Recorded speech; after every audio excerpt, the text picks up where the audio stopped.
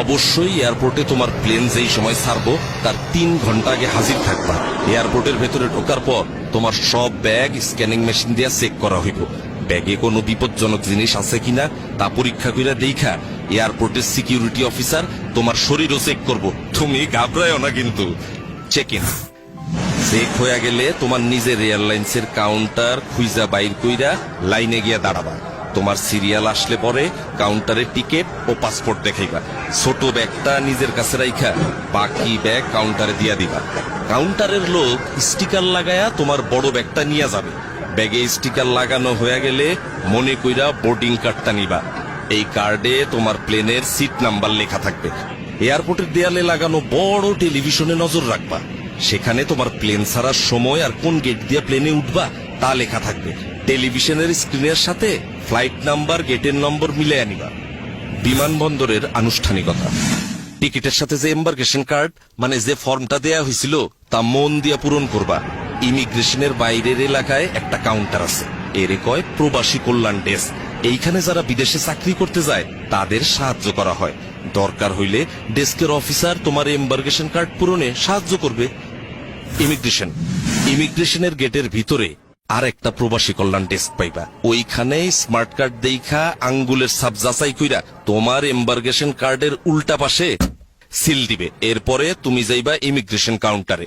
এইখানে ইমিগ্রেশন অফিসারের কাছে তোমার পাসপোর্ট, ছাড়পত্র, ভিসা, পূরণ করা এম্বার্কেশন কার্ড জমা দিবা। ইমিগ্রেশন অফিসার তোমার কিছু প্রশ্ন করতে পারে, ভয় না পায়া সব প্রশ্নের উত্তর দিবা। আপনার বাবার নাম কি? মোহাম্মদ আলী আকবর। বিদেশে কেন যাচ্ছেন? চাকুরি করতে যাইতেছি, ওয়েল্ডিং এর কাজ। কম্পিউটারে রেকর্ড রাখার জন্য ওনারা তোমার ছবি তুলতে পারে, এতেও ঘাবড়ানোর কিছু নাই।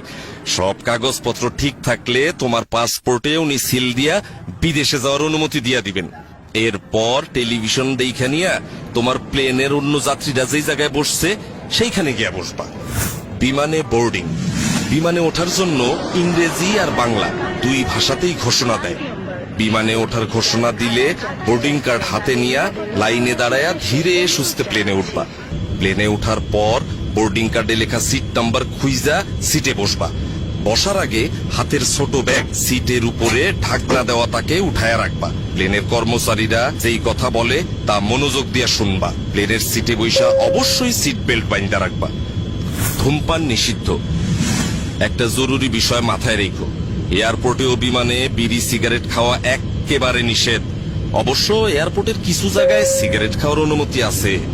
বৈদ্যুতিক যন্ত্রপাতি, প্লেনে ওঠার পর মোবাইল ফোন, রেডিও, ক্যামেরা সব বন্ধ করে দিবা। বিমানে খাবার এবং টয়লেট ব্যবহার, প্লেনে খাবার ও পানি দেয়, তাই এই নিয়ে তোমার চিন্তার কোনো কারণ নাই। প্লেনে টয়লেট ব্যবহারের প্রয়োজন পড়লে ঘাবড়ায়ও না কিন্তু। টয়লেট ব্যবহারেরও কিছু নিয়ম কানুন আছে। দরজার পাশে হাতলে চাপ দিয়া টয়লেটের দরজা খুলতে হয়। খোলার আগে দরজায় দেখে নিবা লাল রং অথবা অকুপাই লেখা আছে কিনা, তখন অপেক্ষা করবা। খালি অবস্থায় দরজায় সবুজ রং থাকবে অথবা এমটি লেখা থাকবে, তখন টয়লেট ব্যবহার করতে পারবা। টয়লেটে অবশ্যই টিস্যু ব্যবহার করবা। পানি ব্যবহার করবা সাবধানে। টয়লেটের মেঝে ভিজা গেলে অন্য যাত্রীদের অসুবিধা হইতে পারে। ময়লা বা টিস্যু সঠিক জায়গায় ফেলবা যাতে করে টয়লেট নোংরা না হয়।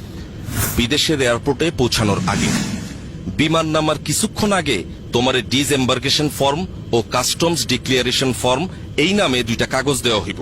ডিসএম্বার্কেশন ফর্মে যেই দেশে যাইতেছো সেই দেশে তোমার নাম ঠিকানা লিখবা, আর কাস্টমস ডিক্লিয়ারেশন ফর্ম হইল তুমি যদি ওই দেশে এমন কোনো জিনিস নিয়ে যাও যার জন্য ট্যাক্স দিতে হবে তা জানানোর ফর্ম। ফর্ম পূরণে কোনো অসুবিধা হইলে বিমানের লোক অথবা পাশের যাত্রীর কাছ থেকে সাহায্য চাইতে পারো।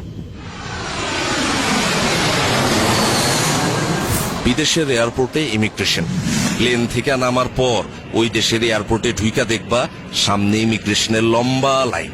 এইখানে তোমার ওই দেশে ঢোকার অনুমতি দিব। লাইনে দাঁড়াবার সময় 5টা জিনিস অবশ্যই নিজের সাথে রাখবা। 1 পাসপোর্ট, 2 ভিসা, 3 চাকরির চুক্তিপত্র, 4 পূরণকৃত ডিসএম্বার্কেশন ফর্ম, 5 পূরণকৃত কাস্টমস ফর্ম।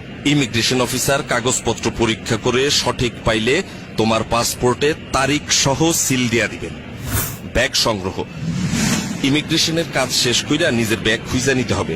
মালামাল যেখানে আসে সেই কনভেয়ার বেল্টের উপরে এয়ারলাইন্সের নাম ও ফ্লাইট নাম্বার দেওয়া থাকে, তা ভালোভাবে দেখা নিয়ে সঠিক বেল্টের সামনে গিয়ে দাঁড়াইবা। কনভেয়ার বেল্ট থেকে নিজের ব্যাগ চিনলে সাবধানে বেল্ট থেকে নামাইতে হইব, যাতে অন্য কোনো যাত্রী আঘাত না পায়। আর যদি কোনো কারণে ওইখানে তুমি নিজের ব্যাগ খুঁজা না পাও, দেরি না কইরা হারানো জিনিসের খবর যেখানে জানাইতে হয় সেই লস্ট অ্যান্ড ফাউন্ড ডেস্কে এবং এয়ারলাইন্সের ডেস্কে খবর দিবা, তারা তোমার ব্যাগ খুঁজা দিবে। আর যদি একদমই খুঁজা না পায়, তাইলে তারাই তোমার ক্ষতিপূরণের ব্যবস্থা করব।